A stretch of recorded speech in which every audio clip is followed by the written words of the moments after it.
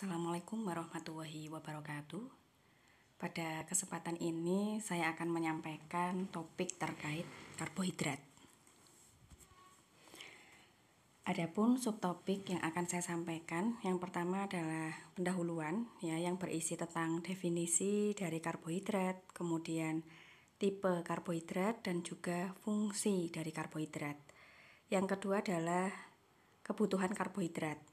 Nanti di sini saya akan menjelaskan bagaimana cara menghitung kebutuhan karbohidrat untuk individu sehat, terutama orang dewasa.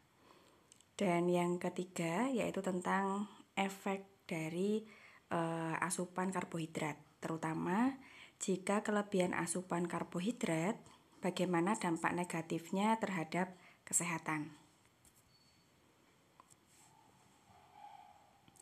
Nah, ini adalah definisi dari karbohidrat. Saya mengambil dari 2 buku ya. Yang pertama ini mungkin lebih ke arah definisi yang sifatnya kimia ya. Jadi karbohidrat itu adalah komponen dari bahan makanan ya, yang mana dia di dalamnya terdapat karbon, ada oksigen, ada hidrogen ya, yang nantinya dia akan membentuk monosakarida atau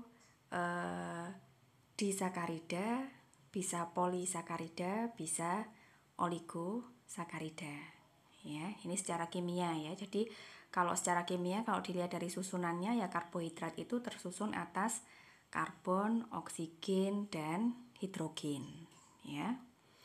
Nah, kalau dari definisi yang lain, dari sumber yang lain, mungkin ini lebih pas ya untuk definisi karbohidrat jika dilihat dari kacamatanya orang gizi ya. Dia merupakan salah satu dari 3 zat gizi makro. Nah, seperti tatap muka sebelumnya, saya menjelaskan bahwa zat gizi makro itu ada 3, yaitu karbohidrat, protein, dan lemak. Nah, karbohidrat ini adalah salah satu zat gizi makro ya, yang dia tersusun atas karbon ya, hidrogen, dan oksigen. Dimana dia ini berfungsi untuk menyediakan energi ya.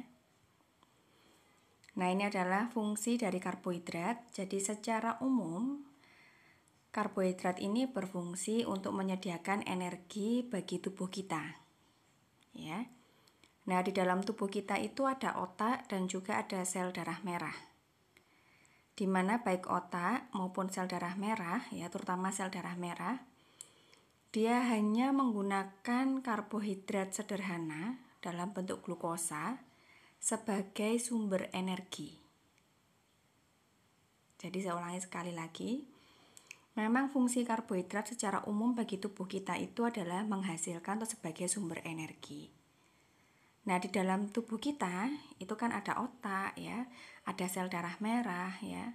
Itu adalah bagian dari tubuh kita yang benar-benar dan hanya menggunakan karbohidrat, dalam hal ini bentuknya sederhana yaitu glukosa, sebagai sumber energi ya. Jadi sel darah merah ini tidak bisa menggunakan komponen seperti protein, seperti lemak untuk sumber energinya, tidak bisa. Dia hanya menggunakan glukosa sebagai sumber energi ya.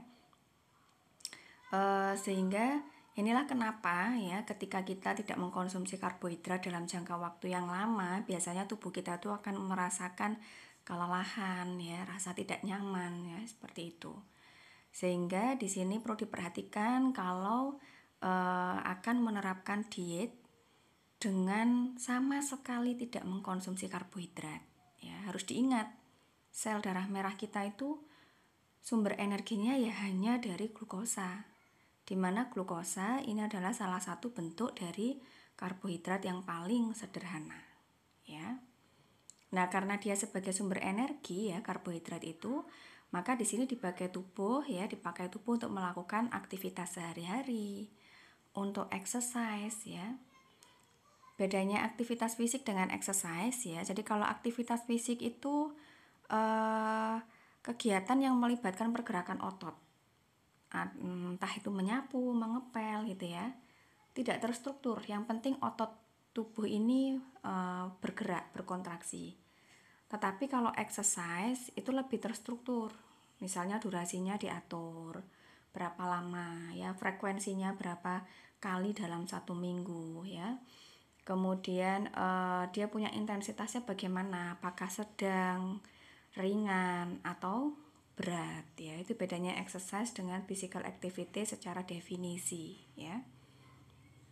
Nah, karbohidrat ini jika di dalam tubuh kita tidak cukup, maka tubuh kita ini akan memecah protein ya, yang nantinya akan dijadikan sebagai sumber energi di dalam tubuh ya.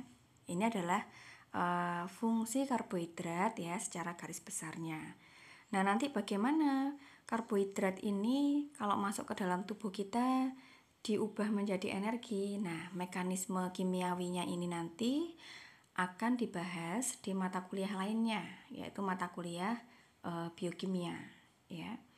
Jadi ketika kita makan, di mana di dalam makanan itu ada karbohidrat ya, kan fungsinya karbohidrat sebagai sumber energi ya.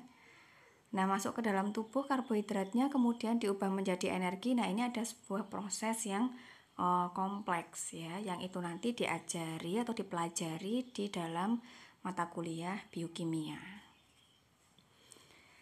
Ini adalah tipe-tipe dari karbohidrat atau pengelompokan dari karbohidrat. Sebenarnya secara garis besar ada 2, ada karbohidrat sederhana dan ada karbohidrat yang kompleks.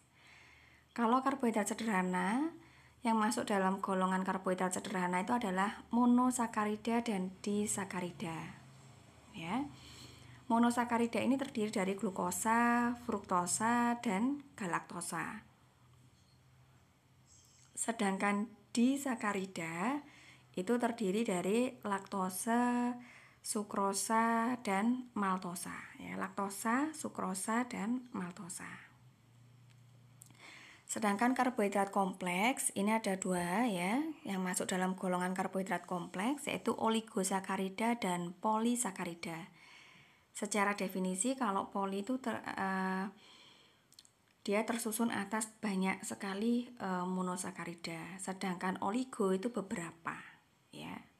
Di sini sudah saya cantumkan definisinya ya, sehingga adik-adik bisa membedakan oligo itu yang bagaimana, poli yang bagaimana ya. Jadi poli itu lebih kompleks daripada oligosakarida karena penyusunnya dia terdiri dari banyak monosakarida ya. Jadi bentukan paling sederhana itu mono.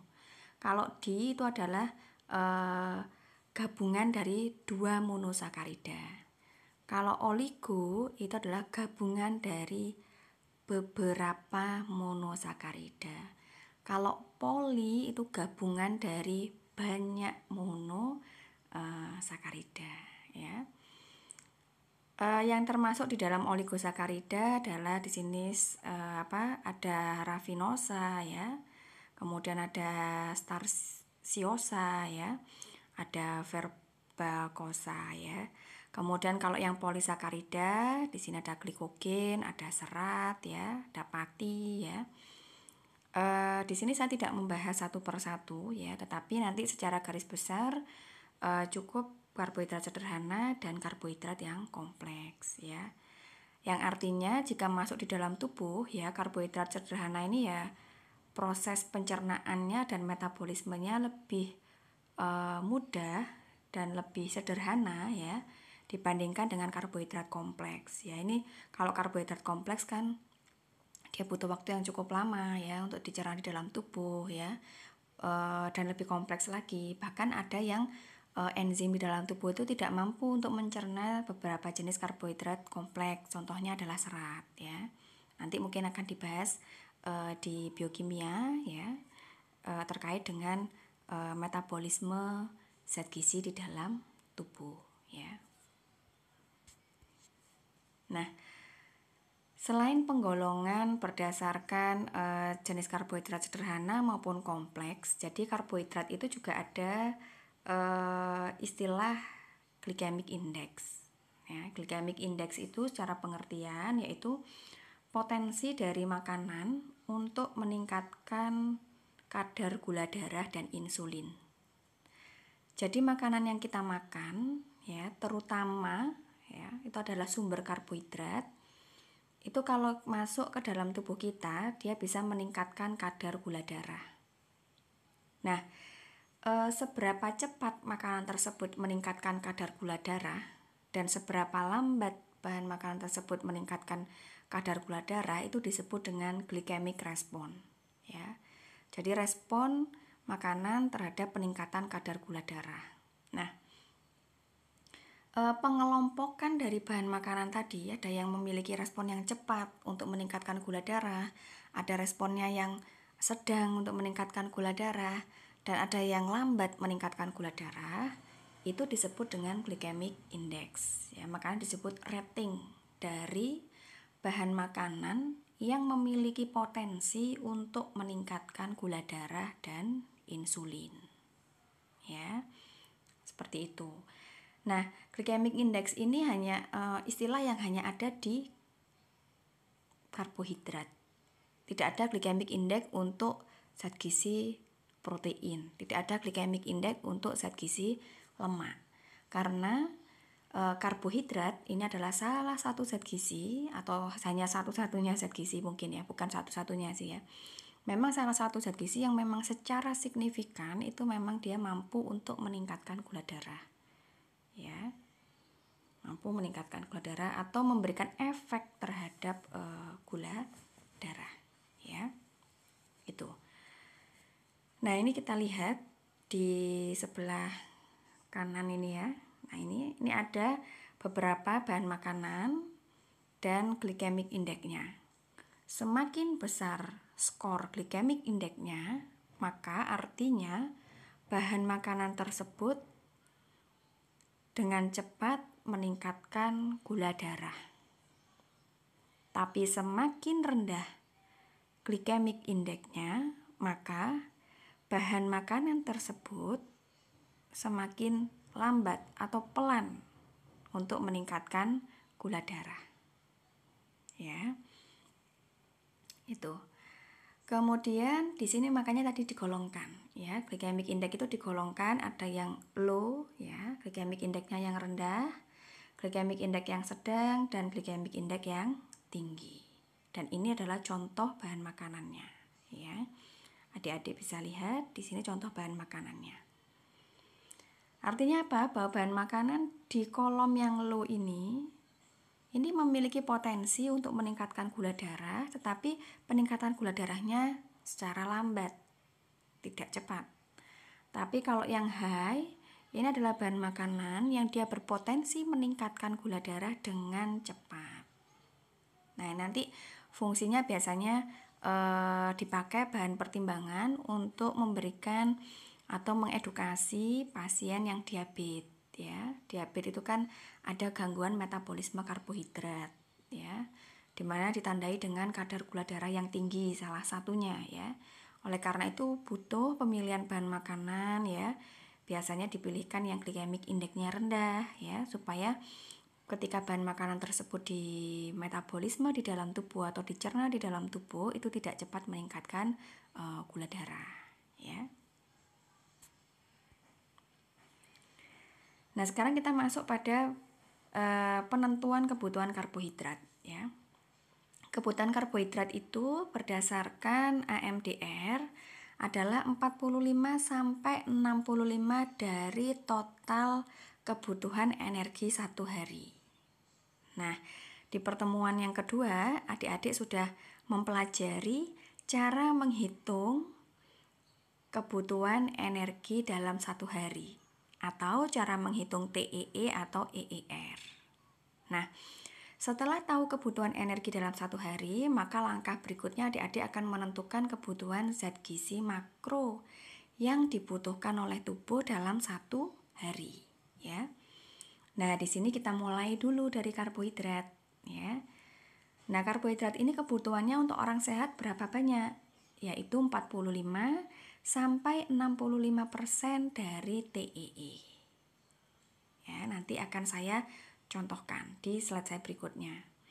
Nah, sedangkan untuk gula, ya, gula yang ditambahkan ke dalam minuman terutama, ya, intinya ke dalam makanan yang nanti makanan tersebut 100% dimakan oleh responden atau dimakan oleh individu yang sehat.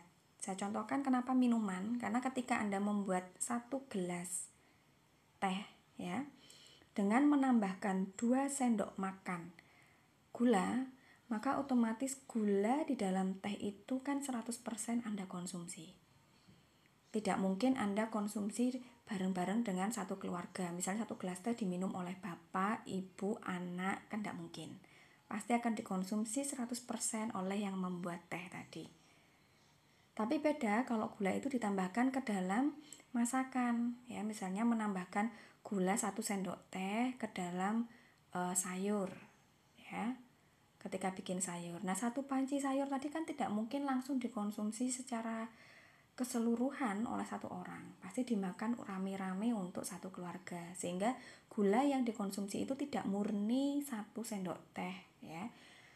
Maksud saya sehingga gula yang dikonsumsi oleh 1 individu itu tidak murni 1 sendok teh ya, mungkin hanya beberapa saja, karena 1 sendok teh tadi dipakai untuk membuat sayur 1 panci, di mana 1 panci tadi dikonsumsi oleh beberapa orang dalam 1 keluarga. Sehingga setiap 1 orang ini kan hanya mendapatkan 1/4 dari gula yang 1 sendok teh tadi ya. Nah, di sini yang dibatasi adalah penambahan gula yang gula tersebut nanti akan dikonsumsi 100% oleh 1 individu ya. Di sini WHO juga merekomendasikan ya bahwa penambahan gula itu tidak boleh lebih dari 10% dari total kebutuhan energi. Atau untuk orang Indonesia, menurut Tumpeng Gizi Seimbang, konsumsi gula itu maksimal adalah 4 sendok makan. Jadi kalau adik-adik pagi bikin susu ditambahkan dengan 2 sendok makan, maka berikutnya boleh mengkonsumsi minuman manis dengan penambahan gula sebanyak 2 sendok makan. Sudah, itu maksimal ya. Gitu ya. Baik. Ini adalah contoh perhitungan kebutuhan karbohidrat. Nah, karena perhitungan kebutuhan karbohidrat tadi kan 45-65 dari total kebutuhan dalam sehari, maka saya mereview lagi ya. Pertama, langkah yang harus dilakukan adalah menghitung kebutuhan energi dalam 1 hari. Di pertemuan sebelumnya saya sudah menyampaikan ada 2 cara ya yang bisa dipakai adik-adik ya. Sementara 2 cara dulu ya. Untuk menghitung kebutuhan energi ya. Yang pertama adalah dengan cara menjumlahkan, yaitu antara BMR atau REE ditambah dengan TEF, di mana besaran TEF itu adalah 10% kali REE, kemudian ditambah dengan physical activity levelnya, di mana besaran PA-nya adalah persen dari aktivitas berdasarkan kategori aktivitasnya tadi dikali dengan REE. Kemudian hasilnya dijumlah. Ini adalah cara pertama ya. Sehingga ketemu TEE. Dan untuk menghitung BMR atau REE, adik-adik bisa merujuk dengan menggunakan rumus Harris-Benedict atau Mifflin ya. Dengan ketentuan-ketentuan yang sudah saya sampaikan di pertemuan sebelumnya dan direview pada saat praktikum ya.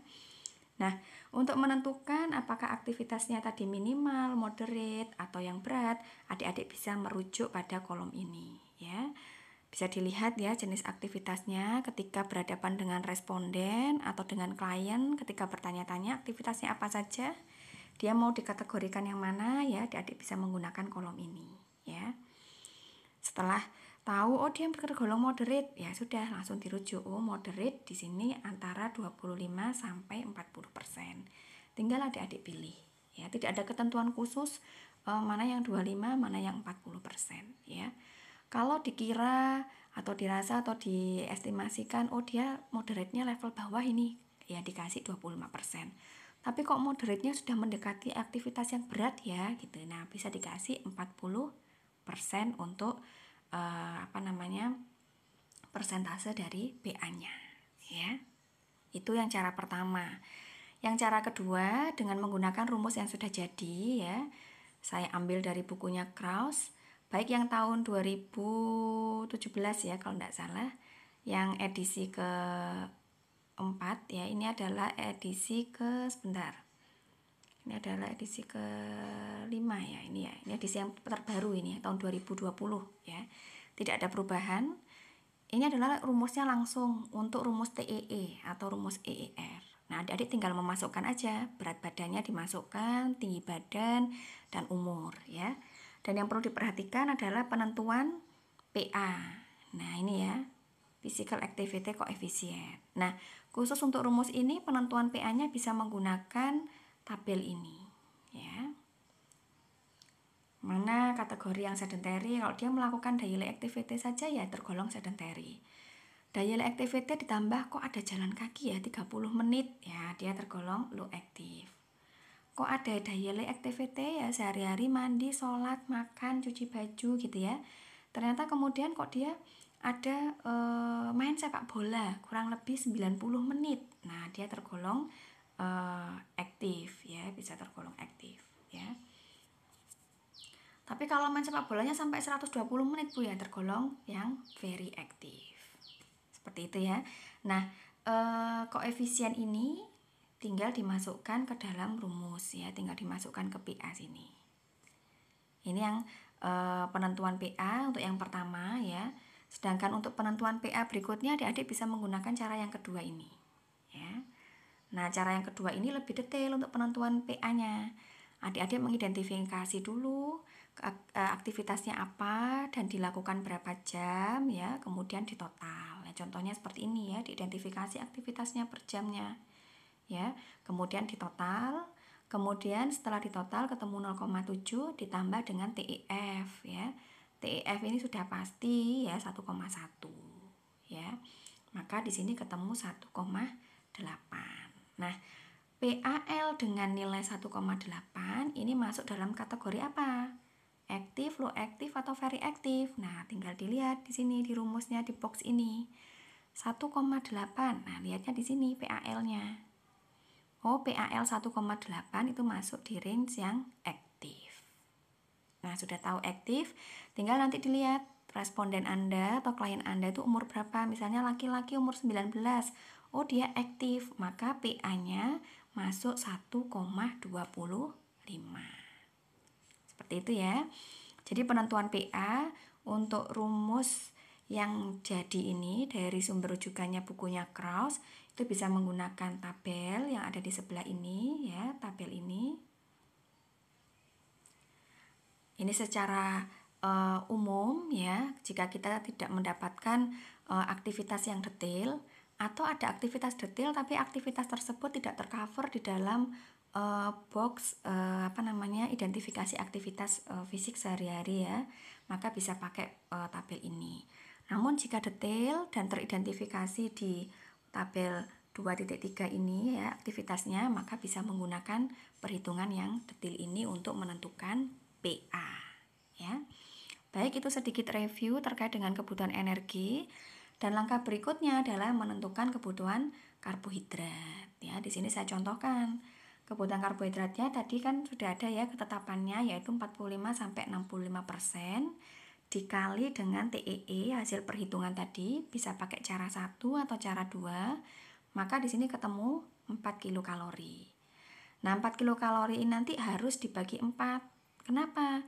Ingat di pertemuan pertama bahwa 1 gram karbohidrat itu akan menghasilkan 4 kilokalori energi ya.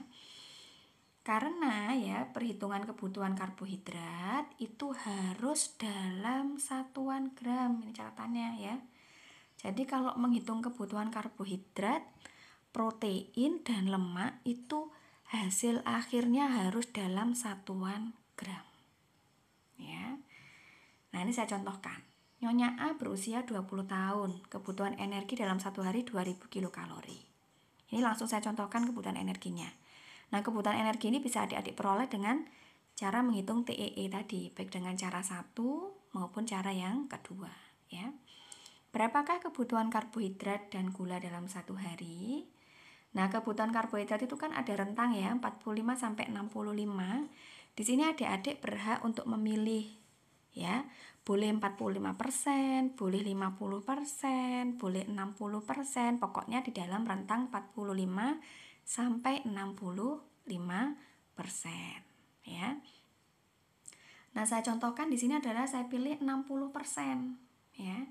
60% dari 2000 kalori, ya kan? Maka dikali 60% kali 2000, maka ketemu 1200 kilokalori. Nah, ingat satuannya masih kilokalori. Makanya kalau menghitung satuannya jangan di skip ya, biar ketahuan ini sudah dalam satuan gram atau masih dalam satuan kilokalori, ya. Nah, 1200 kilokalori ini berapa gram? Nah, ingat rumus ini. Karena dalam 1 gram karbohidrat menghasilkan 4 kilokalori energi, maka 1200 kilokalori ini harus dibagi dengan 4. Hasilnya adalah 300 gram. Artinya, kebutuhan karbohidrat Nyonya A dalam 1 hari adalah 300 gram karbohidrat.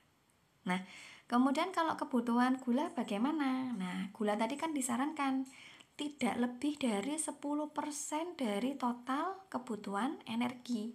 Total kebutuhan energi Nyonya akan 2000. 10%-nya berapa? Ada 200 kilokalori. 200 kilokalori itu berapa gram karbohidrat? Berarti ada 50 gram karbohidrat yang terkandung di dalam gula. Nah, jika dalam 1 gula itu, 1 sendok makan gula itu mengandung 9 gram karbohidrat, maka berapa sendok makan gula yang boleh dikonsumsi oleh Nyonya A? Nah, kan tinggal dibagi ya. 1 sendok makan mengandung 9 gram karbohidrat. Kebutuhannya si Nyonya ini adalah 50 gram karbohidrat yang ada di dalam gula. Maka 50 dibagi 9 ketemu 4 sendok makan. Ya. Nah, ini adalah beberapa jenis bahan makanan dan kandungan karbohidrat. Ya, jadi karbohidrat itu kan kita peroleh dari bahan makanan, ya.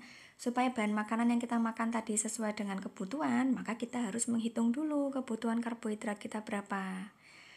Kalau sudah ketemu misal 300 gram, baru adik-adik melihat makanan. Oh, ada apel. Apel ini ukuran medium, kandungan karbohidratnya 19. Oh, ada banana atau pisang, ini mengandung 27 gram karbohidrat. Nah, kebutuhan adik-adik kan 300. Nah, nanti adik-adik tinggal memilih bahan makanan apa saja yang boleh saya makan ya. Dengan catatan, jumlah karbohidrat dari bahan makanan yang saya pilih tadi adalah 300 gram. Supaya apa yang saya makan itu kandungan karbohidratnya sama dengan yang saya butuhkan. Seperti itu ya, ini adalah kandungan karbohidrat yang ada di dalam bahan makanan ya. Apel ada 19 ya, banana ada 27. Nah, adik-adik tahu dari mana ya kandungan karbohidrat yang ada di dalam bahan makanan ini? Nanti akan diajari di pertemuan berikutnya, yaitu di daftar atau tabel komposisi bahan makanan. Di situ nanti lengkap, ada nama bahan makanan, ada kandungan energinya, kandungan karbohidrat, protein, lemak, bahkan sampai zat gizi mikro. Nah, ini adalah dampak dari kelebihan asupan karbohidrat ya. Meskipun karbohidrat itu sebagai sumber energi di dalam tubuh ya, kalau tubuh kita itu mengkonsumsi karbohidrat jumlahnya melebihi dari kebutuhan, maka dampak yang dimunculkan apa? Ini bisa ya. Jadi kelebihan karbohidrat di dalam tubuh akan disimpan sebagai lemak ya. Dalam bentuk apa? Dalam bentuk trigliserid ya. Nah, kalau kita terlalu banyak konsumsi karbohidrat, terutama karbohidrat sederhana ya. Tadi jenis dari glukosa ada di dalam gula, itu akan mempengaruhi gangguan pada kesehatan gigi ya. Biasanya kalau anak kecil ada karies gigi ya, seperti itu. Kemudian nah ini ada obesitas ya, karena tadi kalau kelebihan karbohidrat di dalam tubuh akan disimpan dalam bentuk lemak. Kalau tidak ditangani lama-lama bisa menyebabkan status gizinya naik level, yang tadinya normal bisa obesitas ya. Kemudian kalau sudah obesitas, nah ini nanti akan kemana-mana dampaknya ya, bisa ke penyakit degeneratif seperti diabetes mellitus, bisa kena heart disease ya. Itu padahal berawal dari kelebihan asupan karbohidrat. Nah, terutama di sini adalah karbohidrat yang sederhana, ya.